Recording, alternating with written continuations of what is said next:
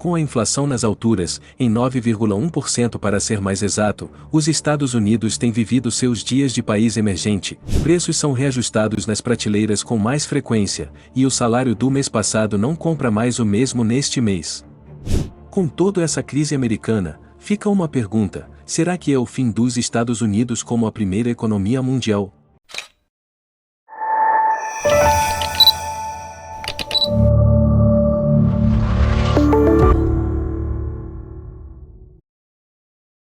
Esse com toda a certeza é o patamar mais alto em 40 anos do CPI, principal índice de preços.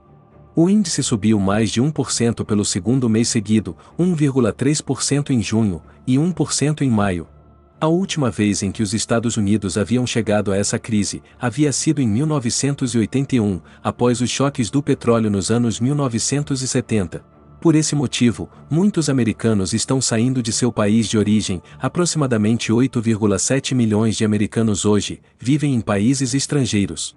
Pode não parecer um número tão alto, mas esse número é quase o dobro comparado a 1999. A maioria dos americanos que saíram do seu país de origem alegam que saíram para ir para um país com o custo de vida mais barato, onde o dólar americano seja uma moeda forte, aumentando seu poder aquisitivo. A opção preferida dos americanos que deixaram seu país é o Equador, onde os americanos que se aposentam podem ter um padrão de vida maior em que sua terra natal. Além dos impactos internos nos preços na América do Norte, como a queda de popularidade do governo Joe Biden e a iminente derrota dos democratas nas eleições legislativas, as movimentações na inflação americana devem afetar não só os americanos, mas o mundo inteiro nos próximos meses. Os impactos no Brasil se baseiam sobretudo na expectativa de que o Banco Central dos Estados Unidos possa subir ainda mais, e de forma mais rápida, os juros americanos. A alta nos juros americanos afeta o Brasil de muitas formas. O aperto monetário tende a valorizar o dólar frente ao real, e no geral, obriga o Brasil a também subir juros, para evitar fuga de capitais e para conter a inflação, que fica pressionada com o dólar valorizado.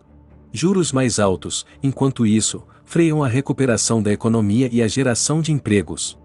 Após começar o ano com taxa de juros zerada, o Banco Central dos Estados Unidos promoveu sucessivos aumentos para tentar conter a inflação americana, que já vinha pressionada com o choque de oferta na pandemia, e piorou de vez com a guerra na Ucrânia.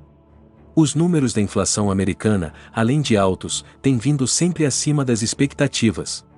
Em outros tempos, isso não seria um grande problema em se tratando da maior economia do mundo, mas, no cenário de 2022, basta um pequeno percentual fora da linha para acentuar o nervosismo nos mercados. É o fim de uma era, após anos de juros baixos, que sustentaram dívidas altas dos países, e capital fluindo para investimentos de risco. No Brasil, a taxa básica de juros, a Selic, já está hoje em 13,25%. É o maior patamar desde 2016. A expectativa é que o Banco Central esteja se aproximando ao fim do ciclo de aperto monetário, mas o ano ainda pode terminar com juros mais perto de 14%, a depender das condições. A retomada parcial da economia brasileira, após o auge da pandemia do C-19, tem sido puxada pelo rebote do consumo com a reabertura, com destaque para o setor de serviços, e com as commodities exportadas em alta no exterior. Na outra ponta, há dúvidas sobre o quanto o crescimento pode ser sustentado, com a renda da população em seu menor patamar em uma década, e os sinais de desaceleração na China podendo impactar as commodities brasileiras, sobretudo para 2023. Mas, por enquanto, ainda que o crescimento não seja necessariamente alto, os cenários para o segundo semestre estão mais positivos.